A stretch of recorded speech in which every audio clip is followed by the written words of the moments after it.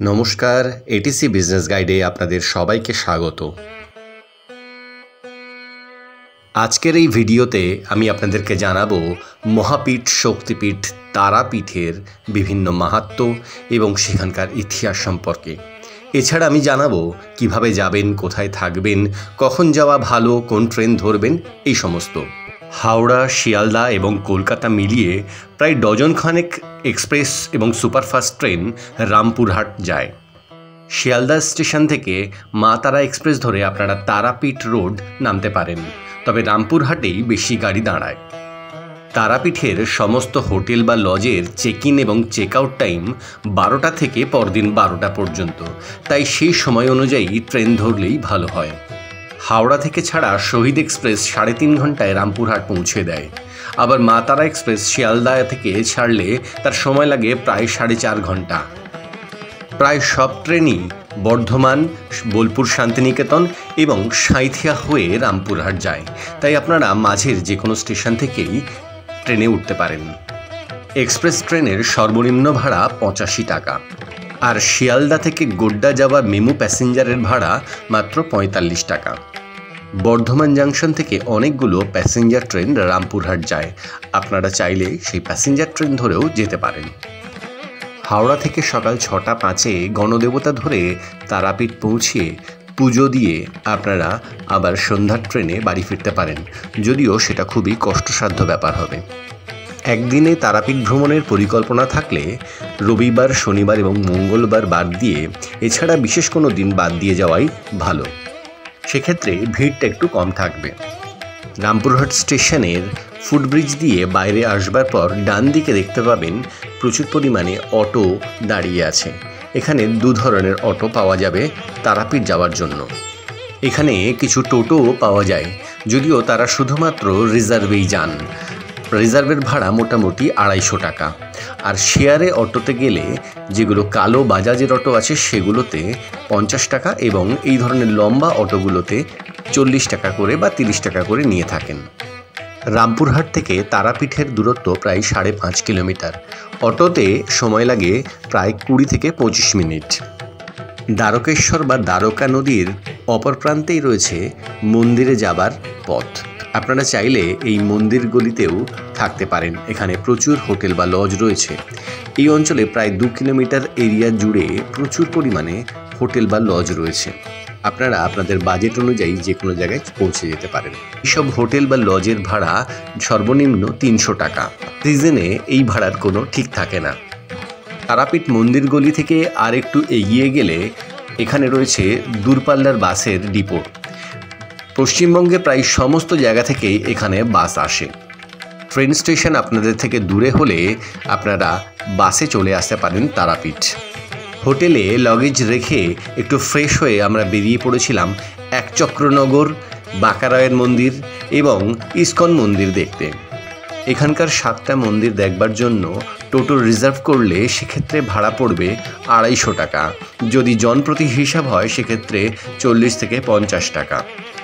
মহাভারতে বর্ণিত আছে যে পাণ্ডবরা পাশা খেলায় কৌরবদের কাছে হেরে যাওয়ার পর দীর্ঘ বনবাসের পর যখন অজ্ঞাতবাস কাটাচ্ছিলেন, তখন তারা ঘুরতে ঘুরতে এসে পৌঁছান এই একচক্রনগরে। সেই সময় বক রাক্ষস নামে এক রাক্ষস এই একচক্রনগরে এসে প্রচণ্ডভাবে হত্যালীলা চালাতো এবং ধ্বংসলীলা চালাতো। সেটাকে নিয়ন্ত্রণ করবার জন্য গ্রামের লোকজন ঠিক করে যে নির্দিষ্ট সময় অন্তর সেই বক রাক্ষসের গুহার কাছে একটা মানুষ, 2টো গরু এবং বেশ কিছু খাবার সেই গরুর গাড়িতে করে তার কাছে পৌঁছে দেওয়া হবে। এবং শর্ত মতো তারা তাই করে আসছিলেন এবং প্রতিবারই কোনো না কোনো বাড়ি থেকে একজনকে তার কাছে পাঠানো হতো। একদিন সকালে উঠে মা কুন্তী দেখলেন যে তারা যে বাড়িতে আশ্রিত আছেন সেই বাড়িতে কান্নাকাটি চলছে। তাদের পরিবারে 3 জন, এক পুত্র আর মা বাবা। মা কুন্তী তখন ডেকে তাদেরকে জিজ্ঞাসা করলেন কি হয়েছে। তারা তখন পুরো বিষয়টা জানান এবং জানান যে আজ তাদের বাড়ি থেকে কাউকে সেই রাক্ষসের কাছে যেতে হবে। অবধারিত মৃত্যু জেনেই কে যাবেন সেই নিয়ে তাদের মধ্যে আলোচনা চলছিল এবং সে কারণের জন্যই এই কান্না। সব শুনে মা কুন্তী বলেন, আমার 5 পুত্র, তাদের মধ্যেই আজ একজনকে পাঠাবো, আপনাদের কাউকে যেতে হবে না। বহু বাধা সত্ত্বেও মা কুন্তী ভীমসেনকে ডেকে বলেন বক রাক্ষসের কাছে যেতে।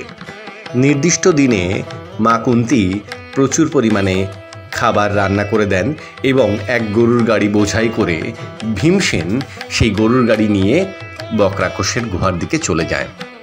ভীম যখন গুহার কাছে গিয়ে পৌঁছায় তখন দেখে যে সেই বক রাক্ষস গুহার মধ্যে ঘুমিয়ে আছে। ভীমসেনের এত দূর পথ এসে খুব খিদে পেয়ে যায়।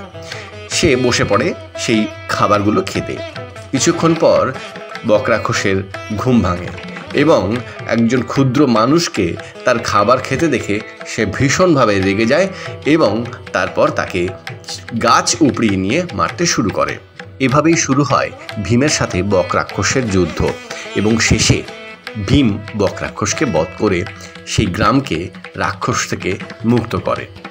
এই অঞ্চলের অলিতে গলিতে ইতিহাস, পুরাণ, লোককথা, উপকথা, মহাভারত সবই জীবন্ত হয়ে উঠেছে। এখানকার সব মন্দিরেই প্রণামী দেওয়ার প্রচলন আছে। মন্দিরের ভেতরে ছবি তোলা বা ভিডিও করা একেবারেই নিষিদ্ধ এবং আপনাকে অবশ্যই জুতো বাইরে খুলে যেতে হবে। মাঘী পূর্ণিমায় বিশেষ অনুষ্ঠান উপলক্ষে এখানে বিরাট মেলা বসে। 4 থেকে 5 দিন ধরে সেই মেলা চলে। এই সময় এই সমস্ত রাস্তায় কোনো যানবাহন চলাচল করতে দেওয়া হয় না। সে কারণে আপনারা যখন টোটো রিজার্ভ করবেন তখন সে ব্যাপারে ভালো করে কথা বলে নেবেন। এই ভিডিওতে আপনারা যে আলোকসজ্জা দেখছেন সেটা এই বিশেষ অনুষ্ঠানের কারণেই। এখানকার বেশিরভাগ মন্দিরই ইসকন দ্বারা পরিচালিত। এখানে প্রতি কিলো 300 টাকা হিসাবে ঘি পাবেন। কিনবার সময় সব দেখে নেবেন ভালো করে। তারাপীঠ থেকে একচক্রনগরের পথ প্রায় 11 কিলোমিটার। এই সমস্ত মন্দিরগুলো ঘুরতে সময় লাগবে প্রায় 1.5 থেকে 2 ঘন্টা। গাড়ি রিজার্ভ করে আসবার সময় গাড়ির সাথে আগেভাগে কথা বলে নেওয়াই ভালো যে কতক্ষণ আপনারা এখানে থাকতে পারবেন।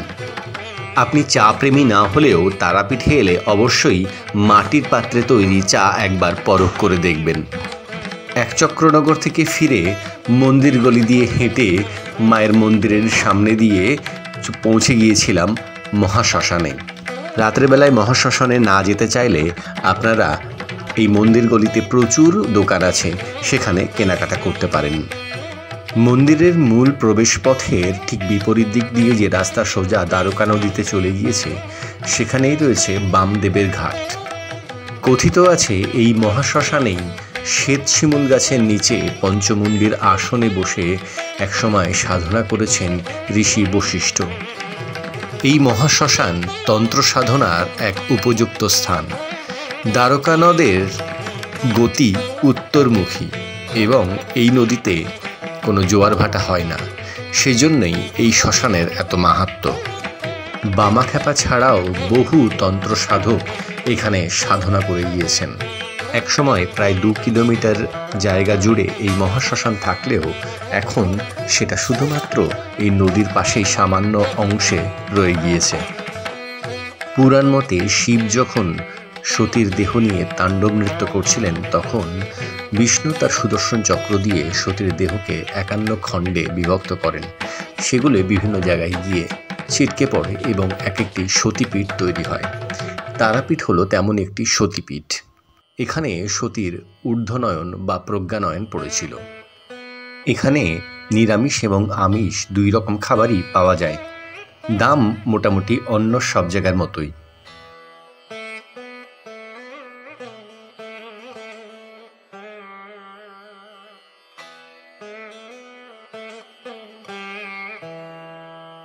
এই মন্দিরের ইতিহাস বহু প্রাচীন হলেও যে কাহিনী এখানে মূলত শোনা যায় সেটা হলো জয় দত্তের কথা। বীরভূমের রত্নাগড় নিবাসী জয়দত্ত যখন বাণিজ্য করে প্রচুর ধন সম্পদ নিয়ে এই দ্বারকা নদ দিয়ে ফিরছিলেন তখন তার প্রিয় পুত্রের মৃত্যু হয় পথেই। জয়দত্ত স্থির করেন বাড়ি ফিরেই তার পুত্রের অন্ত্যেষ্টি সম্পন্ন করবেন। সেই মতো তিনি মাঝিদের নির্দেশ দেন ছেলের সারা শরীরে ঘি মাখিয়ে রাখতে। পথ চলতে চলতে নৌকা একসময় এসে থামে এই তারাপীঠের কাছে। কথিত আছে সেই সময় মা তারা কুমারী রূপে জয়দত্তের কাছে এসে হাজির হন এবং তিনি জিজ্ঞাসা করেন, তোর নৌকাতে কি আছে? শোকে বিহ্বল হয়ে জয়দত্ত বলেছিলেন, নৌকাতে ছাই আছে। এরপর জয়দত্ত দেখেন তার নৌকার সমস্ত ধন সম্পদ ছাইয়ে পরিণত হয়েছে। বিস্ময়ের আরও বাকি ছিল। এরপর মাঝিমাল্লারা যখন রান্নার জন্য শোল মাছ কেটে কাছের এক কুণ্ডের জলে মাছ ধুতে যায়, তখন সেই কাটা মাছ জ্যান্ত হয়ে কুণ্ডের মধ্যে সাঁতার কেটে চলে যায়। তারা তৎক্ষণাৎ সমস্ত বিবরণ জয়দত্তকে এসে জানায়। জয়দত্ত সমস্ত কথা বুঝতে পেরে স্মরণ করতে থাকেন মায়ের। অবশেষে রাতে ঘুমের মধ্যে মা এসে স্বপ্ন দেখান যে কুণ্ডের জল পুত্রের গায়ে ছিটিয়ে দিলেই পুত্র আবার জীবিত হয়ে উঠবেন। সাথে তিনি বলেন যে কাছেই শ্বেতশিমুল গাছের নিচে তার বিগ্রহ আছে, সেটি প্রতিষ্ঠা করতেন। পরদিন সকালে তার কথা মতো জয়দত্ত ছেলের গায়ে জল ছিটিয়ে দেন এবং তিনি পুত্রকে ফিরে পান এবং পরে তিনি এখানে মন্দির নির্মাণ করেন। এই ঘটনা প্রায় 800 বছর আগের কথা। মন্দিরের সামনে যে বড় পুষ্করিণীটি আছে সেটি বশিষ্ঠ কুণ্ড বা জীবিত কুণ্ড। এই মন্দির সবথেকে বেশি প্রসিদ্ধি লাভ করে যখন বামদেব বা বামাখ্যাপা এখানে মায়ের দর্শন পান। এখানে যে মা তারা বিরাজ করেন তিনি উগ্রতারা।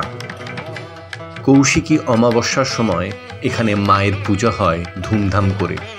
সে সময় এখানে ভীষণ ভিড় হয়। ভিড়ের পরিমাণ এতটাই বেশি যে সমস্ত হোটেল বা লজে ঘর পাওয়াই তখন সমস্যা। মায়ের পুজো দিতে গেলে এখানে সর্বসাধারণের জন্য একটা ফ্রি লাইন আছে, সেটাতে সাধারণত 3 থেকে 4 ঘন্টা সময় লেগে যায়। সিজনে সেটাতে আরও বেশি সময় লাগতে পারে।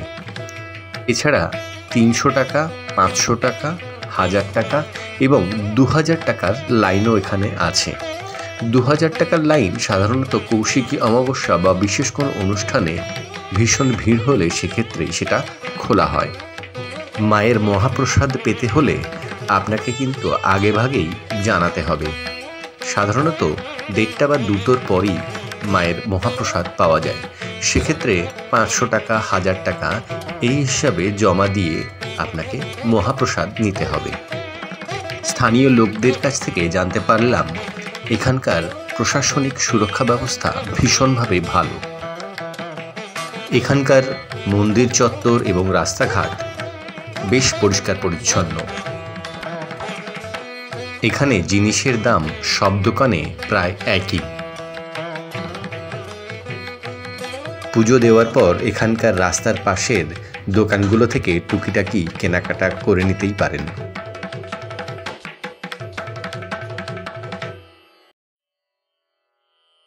পুজো দিয়ে লোকনাথ রেস্তোরাঁ থেকে খাওয়ার পর আমরা বেরিয়ে পড়েছিলাম আটলা গ্রামের উদ্দেশ্যে।